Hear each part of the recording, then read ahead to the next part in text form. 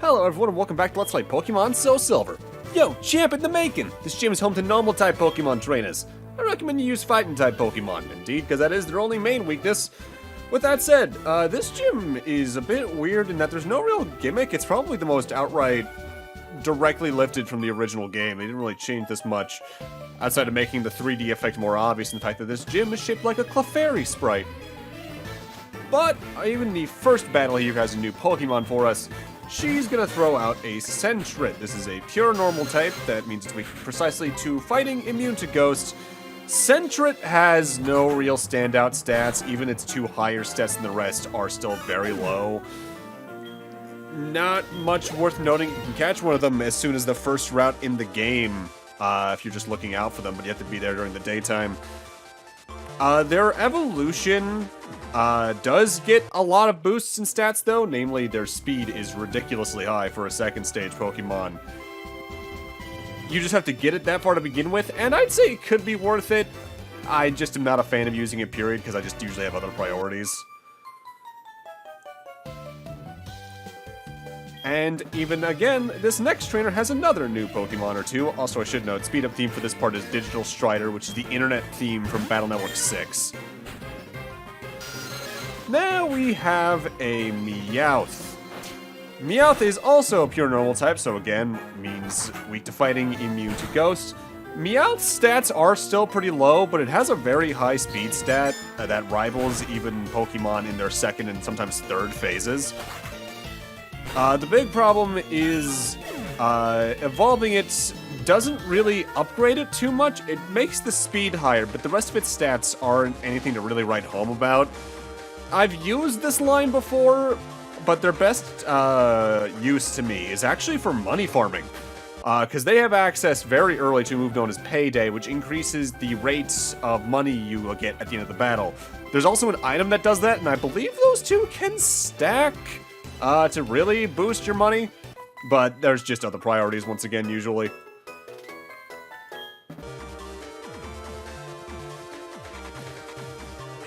I don't know why, this gym just never really stuck out to me for being the gym. What always stuck out to me about this place was the gym leader at the end, for reasons that are, frankly, infamous. But we are about to have a new Pokemon. Last cat here's gonna throw out Jigglypuff. Normal type as of this gen, becomes a normal fairy later down the road, so it is currently weak to fighting, immune to ghosts. Jigglypuff, for a first stage Pokemon, has a frankly insane HP stat. And while its attacking is definitely its focus outside of that, it doesn't really do well at that. The main purpose of this line is to be an HP stat mess, frankly. Because its evolution, I think, is one of the highest HP stats to this day in the game, I believe. And it can be worth raising for that alone. And it's an easy evolution to get to, because you just need to find a Moonstone. The problem is, you might want to find a good moveset for it, and at that point, that can be a little rough. The evolution is definitely a lot better at attacking, too. So with that, we're already on to the gym leader. With that said, this is nowhere near a short fight. Hi, I'm Whitney. I saw you at the radio tower just now. Everyone was into Pokemon, so I got into it too. Pokemon are super cute. You want a battle? I'm warning you, I'm good. And she is indeed. Whitney is a nightmare scenario for a lot of people. But mostly for her second Pokemon. Starting off, she's going to throw out a Clefairy. Cute term its ability, so you can be infatuated by it just by attacking it physically. Mimic, Encore, Double Slap, and Metronome, so it can randomly use certain attacks too. Clefairy in this generation is still normal type, so weak to fighting, immune to ghost. Clefairy's relatively balanced on the special stats and HP, and if you evolve it, once again with a Moonstone, you do get a decent attacker for special attacks, but there's just usually better priorities as well. The main reason people fear Whitney is for her second Pokemon, which to this day still causes a lot of problems, but for radically different reasons nowadays, I find. Infatuation, by the way, since I believe Kenny's currently afflicted by it, is sort of confusion under a different name, only you don't hit yourself when you're infatuated. You just either attack or don't. And I believe you can stack that with confusion and paralysis for absurd effects. With that said, infatuation can only hit someone if they are of the opposite gender in-game. So for instance, I'm being hit by Cute Charm here because Kenny is a male Zubat, while Clefairy here is a female Clefairy. And there's even abilities to get around that. I think it's namely the Oblivious status ailment, or not status ailment, ability. Oh god, that could have been bad. Metronome can pull from basically any move in the move pool with very few exceptions, so you can get stuff as innocuous as Growl to certain attacks that are iconic to legendaries. It's terrifying. And here we go, Whitney's Miltank. Scrappy for its ability, so its normal type moves can still hit ghost types. Stomp, Attract, Milk Drink, which heals it for an absurd amount, and Rollout. Rollout is a rock type attack that I forget if it doubles in power or just gets stronger with every use. Hey, just one left, I ain't losing you here. Best strategy I can give for the Miltank is to do whatever you can to put an HP debuff on it, like Curse, and just hope it doesn't crit you, because Rollout, once it starts using that, is a horrifying monster with this particular Miltank. Miltank, by the way, itself is a normal type, so weak to fighting, immune to ghosts. Miltank is kind of ridiculous. It's only a one-stage Pokemon, so this is probably why it is as powerful as it is. High HP, decent physical attack, very high defense. Its special attack is its only real weakness, because even its special defense is pretty good, and its speed is ridiculous for as good as the rest of its stats are. If you want to catch one of these down the line, I do not blame you, because frankly, in the right circumstances, kind of ridiculous. So my strategy for this fight is to stall using items, which is not a strategy I like to take a lot. Sometimes there are strats I'll take here where I'll just try to take it out in one shot using either Rollout myself or just hoping I go for a crit in some cases. But that can only get you so far. Miltank is the wall for a lot of players. If you can't beat this, don't worry. You'll beat it eventually as long as you keep beating that Clefairy over and over again and gaining experience or grinding outside of the battle. But this fight, ugh. Like every Pokemon game in its campaign has that one fight that people just look at and go, what on earth was that about? Universally, there are two for this game. It's either this fight or the next gym leader. In Gen 1, it's usually, to a lot of people, probably the Elite Four, namely Agatha. Or I guess if you're playing the original Gen 1, it's Sabrina because of how busted the special stat was back when it was a singular thing. But here, it's without a doubt this. Gen 3 doesn't have as many, but Gen 3 also started to split the difficulty in a couple different directions. And Gen 4 is the champion, oh god. Bring your best to this, do whatever you can for status ailments, because it's the one fight I think they're really essential in. And hopefully you can get past the Loomberry it has that can cure some status ailments. Although now I'm curious, because I didn't actually look this up beforehand. How much does Milk Drink recover? Up to 50%! Oh. That's nasty. I distinctly have memories of back when I was playing Gold and Silver being on this fight for upwards of 4 hours for no real reason other than I had a Fire Starter, and it's a Rock-type move, and I only leveled the Fire Starter, so the fourth non-miss rollout in a row just one-shot anything. It was scary. Nowadays, as I've aged, it's gotten to be easier, but this is still a pretty tanky fight. But it's over, and we're getting Flame Wheel, which is a physical fire move. I'm getting rid of Ember for it, despite the fact I probably should have gotten rid of Tackle. Because overall, I'd say there's a lot of situations where you could excuse having two Fire-type moves if they're of different types like that.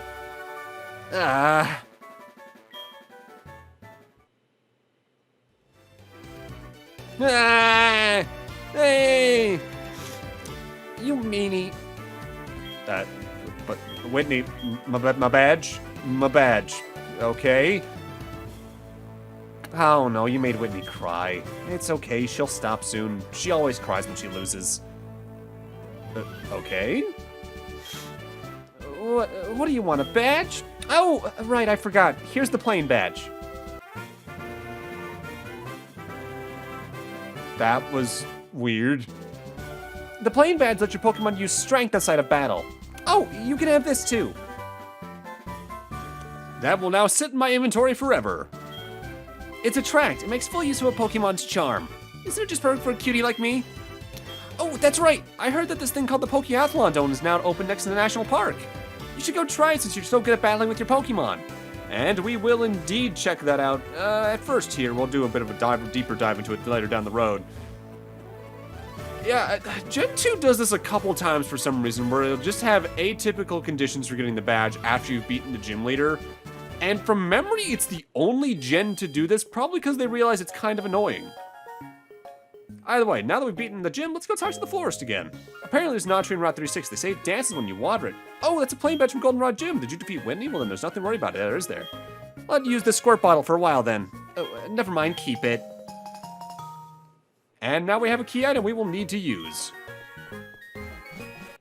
So now it's time for us to, well, time for me to go heal right there, as we saw. For us to head north of Goldenrod, leave this city behind, and head towards the north towards Ecruteak City. Not quite reaching it, though. I know how to listen to the radio. I showed that off last time. A little bit. With that said, welcome to Route 35. We're gonna be here for a little bit, mostly because there's a lot of Pokemon around here in battles that we have not seen yet. With that said, this route definitely starts to show off something they do at times in Pokemon that's always driven me up a wall. They'll usually have a choice of, you can go around these trainers, but there's a surprise trainer hidden just off screen you can't see yet, so you're either fighting 2 or 1. When in cases like this, it looks like it should be a thing of, well, you just found the way around the trainers, period. Whenever it comes to cases like this, and I think we've even seen one case like this before, the way we're handling it is, I'll show the fight that I ultimately do, but then the other ones will be considered optional unless there's a new Pokemon. Something that always kind of bothered me about this particular route, though, is that the Pokemon trainer placement in it feels weirdly haphazard. I don't know how to describe it. There's just a couple times in I can't say Gen 2, but Johto in general, where trainer placements feel off, and I don't know what causes it mentally to me for some reason. With that said, time for another new Pokemon, and probably a very famous one. I figure we all kind of know what's going on here. Time for Pikachu. Pure electric type, so weak to ground. Pikachu is a surprisingly fast first phase Pokemon that specializes very much in both of its attack stats. And when you inevitably evolve it with a Thunderstone, it gets even better at that. It's the mascot for a reason, but I've used one a lot, but there's usually a different electric type I like to go for in almost any game it's in. Honestly to me, probably my favorite way to use a Pikachu nowadays is to get one in Alola and go for the Galarian, not the Galarian form, the Alolan form of Raichu. If only because I find it's more specialized, therefore more suited to my tastes. And her boyfriend right next door has yet another new Pokemon. Time for good old Pika-Blue, it's Meryl. Pure water type in this gen eventually becomes a water fairy down the line. Meryl has a very high HP stat, and it's pretty defensively focused otherwise. It's kind of like the inverse Pikachu in a lot of ways. And when you evolve it, it can get pretty good, as its HP stat gets good boosts and its defenses get okay as well. Once again, they're like Pikachu. Unless you use one from very early on in the game, I don't find them to be worth it, because they do their job, but if you get them later down the road when they're higher leveled, they just won't get to fulfill as much of a role in any team than I would like them to, I guess is the way to phrase it. Like, for me, I already have a water type in mind for this LP, of course, for one thing. But down the line, there's usually maybe better water types, there's usually better electric types as well. Hell, in my eyes, for what I'm trying to do here, Mareep's final evolution is much more interesting to use than Pikachu. But it's the mascot, so we had to appreciate it somehow. And once again, time for another new Pokemon with this Fire Breather and another Gen 1 one. This is Magmar, pure fire type, so it's weak to ground, rock, and water. Magmar's interesting in that it's got some pretty high stats overall, barring I think its defense and HP. And it's very old type fire focused, where it's got pretty high special attack. But similarly to Pikachu, actually, in that matter, if you chose the fire starter, you're usually going to have a better fire type by the end of the game. Until at least Gen 4, when it gained a new evolution. Because Magmortar, when I think we eventually see one down the line, gets really specialized in its attack stats in a way that I enjoy. Plus, it's decently fast. Only problem is it's a trade evolution, which, depending, again, if you have people to trade with or not, can be very limiting on the Pokemon you can choose. Gen 4 definitely was, to me, where I feel I got the most ridiculous with the amount of trade evolutions. Not quite what the trade evolutions themselves were, because Gen 5 had some weird ones as well. I'm looking namely at Excelgor and I think Escavalier is the other one, where you trade those two Pokemon specifically with each other. Those are good Pokemon, but damn, that's specific. And another new Pokemon. This is Venonat. Bug poison, so it is weak to flying, rock, fire, and psychic. Venonat doesn't really have much of a specialty, even in a first phase form. When you eventually evolve it, its line does get slightly more specialized on, I think, its special stats and, I want to say, speed. But there are better bug poison types. The biggest bonus you can get with Venonat is, like with Caterpie's final form, Butterfree. You can learn some Psychic-type moves from it, if memory serves. So it can be good if you're looking for something that you can get relatively early on to have some Psychic moves. Especially here in Johto, because if you're not using an outright Psychic-type, learning Psychic-type moves in this generation, especially the big ones, can take a while, because like Psychic's TM, for instance, isn't until deep into the second half of the game. And that portion of Johto has always been rough for me.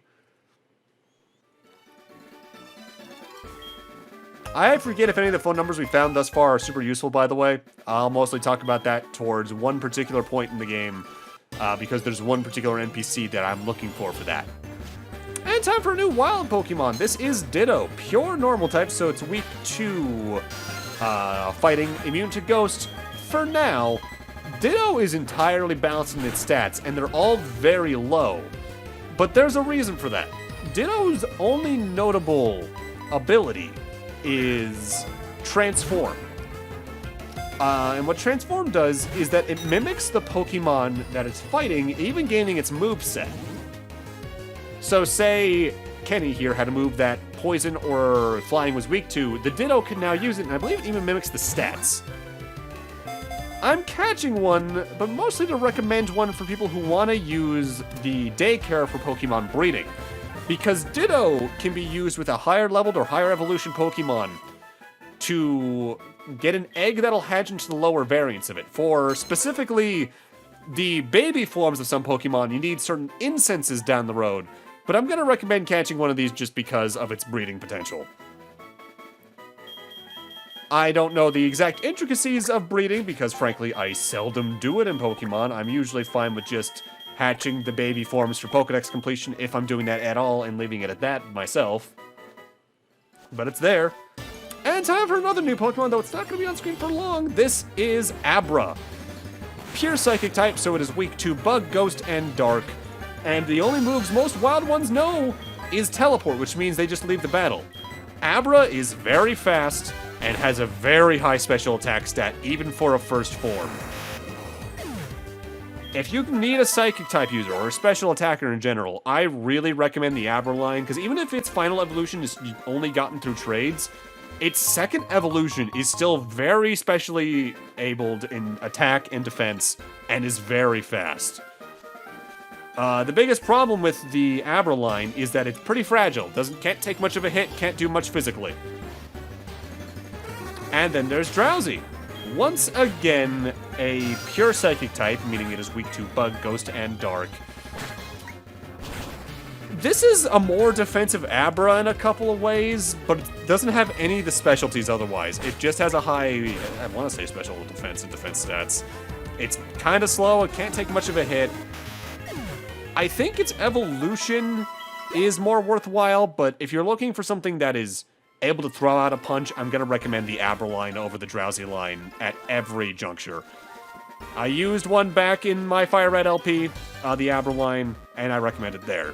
A little less so now, because admittedly, like I brought up back in part 1, Alakazam was noticeably nerfed by the physical special split because the formerly special stat attack using punch moves are now physical based, but you can still make a good stat moveset around whatever you need to do with a Alakazam.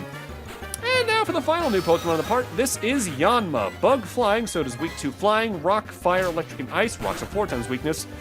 Yanma's fast and has a decent special attack stat. And it has a pretty good evolution that I could recommend going for. This is honestly probably the only other good bug type they added in Gen 2 besides the evolution for the Scyther line we'll see down the line. I could recommend using this. Its evolution gets even better in its special attack and speed.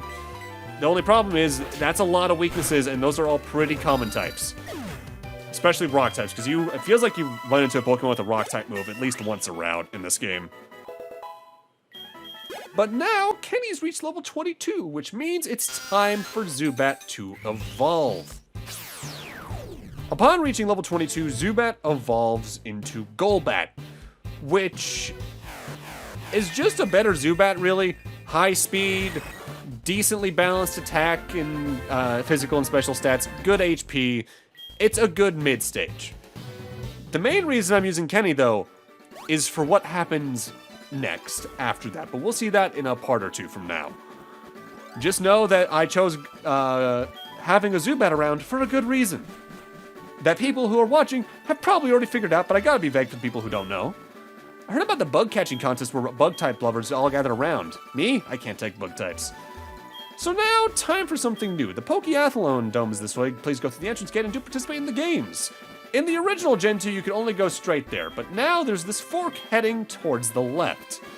This was the biggest thing they added to Johto here in the remake. Well, one of the, I guess, 3 biggest things next to the global terminal. Ha-ha! I feel it. The twinkle in your eye, the twinkle of friendship. You're quite something. Your Ghastly's quite a Pokemon. It's ready to participate in the Pokéathalon, bud.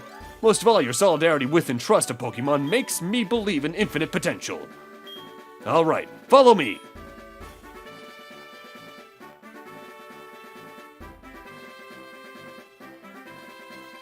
What do you think? This is the Pokéathalon Dome. Pokéathalon's a sports festival for trainers and Pokemon. Inside the dome are various challenges awaiting trainers and Pokemon to test their friendship. Why don't you try it? You're amazing, bud. This is a pleasant surprise. To see a Pokeathlete with strong potential is such a pleasure. I'm glad I held the Pokeathalon here in Johto. My name is Magnus. We shall meet again, bud. See you, young Pokeathlete. Hello, Poliwhirl. Was that a Poliwrath? I think that was a Poliwrath, actually. The Pokeathalon was added here for Heart Gold, SoulSilver. It's sort of another multiplayer mechanic, but it's also a reason for them to do something new with the touchscreen for this particular game. There are 10 events split between 5 different sets that we're going to be showing off mostly in depth down the road. Hi, Kyle. Are you here for the Pokeathalon? Me too. I've been so excited since its construction. It's close to Goldenrod City, you know. Huh? Were you going to participate in the Pokeathalon looking like that? You're not prepared at all, are you? So, are you a medium or a small? You look more like a medium. Okay, I'll get you a jersey that suits you. Well, look your best if you're going to participate in the Pokeathalon, don't you? Wait right here. Okay, bye. Welcome back. That was quick. This is just right for you. Thanks for the free jersey? You look perfect. Now you're ready, Oh no, where are my Pokemon? I have to go back. See ya.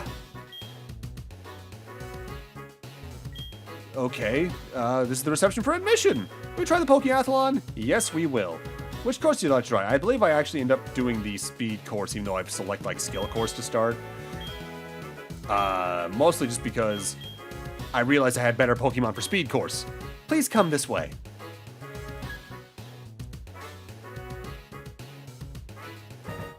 That was a quick change, damn. The Pokéathlon will begin right now. Your team color is red. Good luck. So the way Pokéathlon works to start is you select 3 Pokemon from your team. Each Pokemon species individually has stats laid out as we're seeing here on the top screen. That Pokemon stats are not specific to that specific Pokemon, it is just the species-wide. So every Quilava will have a speed of 4 out of 5 potential stars, and a minimalized 2 out of 4 stars for stamina. Welcome to the Pokéathlon. Today's event, the Speed Course. Who will shine brightest today? Let's meet the competitors. Strength isn't everything, strategy is another important factor to success. Team Kyle, Mortis, Kenny, and Blaze. Do you think you can keep up with me? They call me the Victorious Victor. Team Victor, Ponyta, Doduo, and Growlithe. Wow, you're energetic and hardworking. I won't get tricked by your cuteness. Team Suzy, Pikachu, Teddiursa, and Vulpix. Don't eat the grass along the road of my life. My personal slogan. Team Ava, Hoppip, Oddish, and Bellsprout. Alright, we're ready. Aim for the top. Let's Pokéathalon! So the Pokéathlon almost entirely uses the bottom screen for its controls. For instance, Hurdle Dash here, you're tapping the 3 Pokemon whenever they approach a hurdle, and you want to get as close to the hurdles as you can in order to get speed boosts. In this particular minigame, your ranking is determined based off the total time your 3 Pokemon take to get to the end of it. We're going to go into more in-depth with every single event in a specialized video for this towards the end of the LP. But I should note that every event does have Pokemon that are just outright better for it. For instance, the Zubat line, particularly Golbat and its evolution, are considered really good for any of the jump or speed type events. The important thing to note is that for beating the Pokéathlon, or even participating, your score at the end of any given set of games is given to you as points that you can spend at a shop on the right side. The items that are at that shop rotate depending on the day, like there's usually some Moo Moo milk, at least one evolution item, some apricorns, and then some other items that depend on whether or not you've beaten the first half of the game, just about. The important thing to note, for instance, right now is that on, like, Saturday, which is the day I'm recording this, you can buy the Leaf Stone there. So if you wanted to evolve Weepin' Bell into Victory Bell, you could. On Fridays, you can buy, I think it's Metal Coats. Thursdays, it's Thunderstones. Wednesdays, it's Water Stones. Tuesday, it's Fire Stones. Monday, it's Moonstones. And on Sundays, I think it's King's Rocks. The items do cost, I think, like $2,500-ish, if not $2,000. But that doesn't take too long, because I'd say on average, if you're being active in participating in the games, you can get about 300 points per set of games, and if you win, you're given a bonus of 100. Now, I'm not going to go over every event right now, but I should note that every single one of the 5 courses you can select at the start use the same 10 events, but they're always set as to which events are in which set. For instance, the speed course is always Hurdle Dash, Pennant Capture, which we're currently doing, and Relay Run. And I guess if I can say, like, for instance, right here, Pennant Capture, like, the best Pokemon for this, according to the Prima official strategy guide from years back, are Ledian, Clefairy, Alakazam, Meowth, Jolteon, and Sneasel. Any Pokemon can theoretically do well in any of these games, though, because you can boost their stats slightly for the Pokéathlon using apricorns, and an apricorn blender you can get just outside the area we'll get at the start of the next part. If you decide to do that, for instance, if you use the apricorns, the black apricorns will boost all stats, blue apricorns will boost skill, green will boost jump, pink will boost speed, red will boost power, and yellow will boost stamina. Notably, the white apricorn has no purpose in the Pokéathlon. There's a whole progression to this, and we're going to be showing off a lot of it towards the end of the game, but for now, this is just to show that you can do it, and the main reason I'm saying this is I ultimately end up spending points to get an evolution item in the relatively near future. I'd say before 2 gyms from now happens. The biggest annoyance about playing this nowadays, if you're not playing on a DS, is sometimes the touchscreen on emulators doesn't like to work right. For instance, I didn't mean to switch from Blaze to Mortis right there, but because of the way I was clicking on the screen, for some reason, the window decided to say, "No, you're clicking the switch button." It's the same thing I believe I said back in my Drawn to Life LP years back. If you're playing DS games in emulator, you're probably gonna want an art tablet on the side just to have better touchscreen inputs. Because the DS and, I guess the DS family, including the 3DS, will always be one of the most complicated things to emulate just from that angle alone. Because if you're not good with, like, mouse controls, or if the window isn't playing well, you can just get massively messed up in anything like this. The Pokéathalon is fun. I remember playing this a lot, well, even if it was just me playing it to see if I could beat my own records in it. But ultimately, if you're just here for the main campaign, you don't need to do this. It is a perfect definition of a side area to me. Fun side idea, not needed, but you can do some neat stuff with it. I do look back, though, and I have, I guess, fond memories of basically scratching up my DS's touchscreen with how hard I was tapping the screen during playing this. The same happened, I believe, in main Gen 4 with the Poffin mixing, but for different reasons. By the way, each game has its own little scoring criteria. It does relatively translate pretty easily in some games, but the bottom line is there's also a max, I believe, score for like 280, 300 for each of the games, because you can only get up to 999 points. Great job, athletes! Which team fought the hardest? We've got the results. But first, who's overflowing with fighting spirit? A challenge bonus for Pokemon and Team. 33 points for Team Kyle, 36 for Team Victor, 30 for Team Susie, 42 for Team Eve. There are no individual prizes this time. Moving on, the points leader, Team Kyle's Mortis. That's all. Next up, the prize for effort, Pokemon that failed the most, Team Victor's Ponyta. That's all. Finally, we add up the event points. Event 1. Event 2. Event 3. The overall winner, with 363 points, Team Kyle. Team Kyle was awarded with the Speed Medal. Team Kyle beat its personal best at the Speed course. Blah blah blah, keep on aiming to be the top Pokéathlete. That is Pokéathalon forever! And now those Pokemon also forever have the medal, sort of. Good job. You'll receive athlete points based on your score. This time, Kyle's score was 363, earned 363 points. For winning these events, you'll be awarded with another 100 points. Please join us next time. The biggest thing I should note is if you're trying to get every medal on your Pokemon, first off, with Phase 2 Pokemon, you're probably not going to have that happen. I'm just going to be blunt. But the moment a Pokemon evolves, they're considered a different entrant, so you need to earn medals on them again. We'll go more into the in-depths of every event and best strategies for things when we do that Pokéathalon focused episode down the line.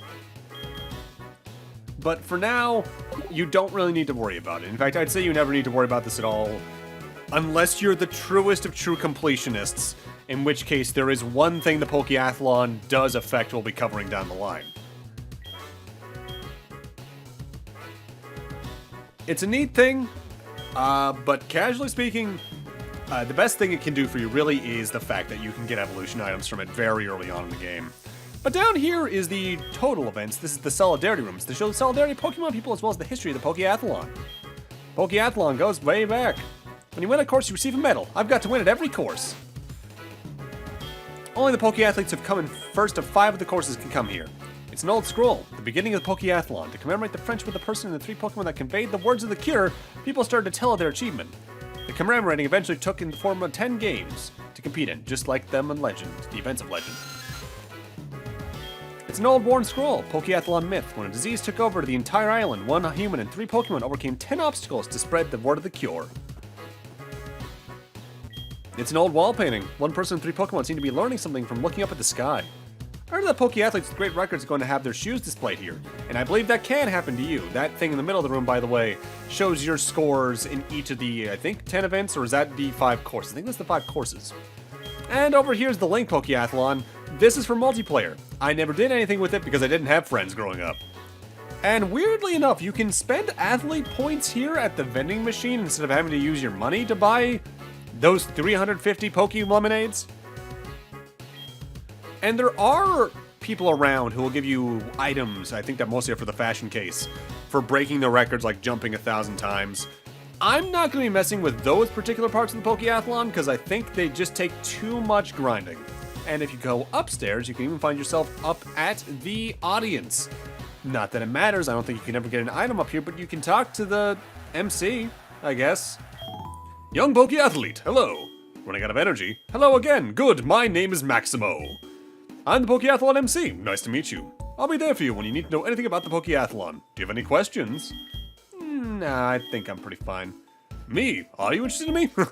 Oh, don't be shy, some people call me the big brother, but really the big brother is my twin brother. The big brother, as they say, is really the younger brother. So this big brother has a bigger brother. Do you get what I mean? Do you have any questions? Now I do, because what the hell was that? But with that, I'm going to need to end this off here. Thank you guys for watching, and in part 8, now that we've shown off the Pokéathalon more or less, it's time for us to head over to the National Park before heading towards Ecruteak City. See you guys then.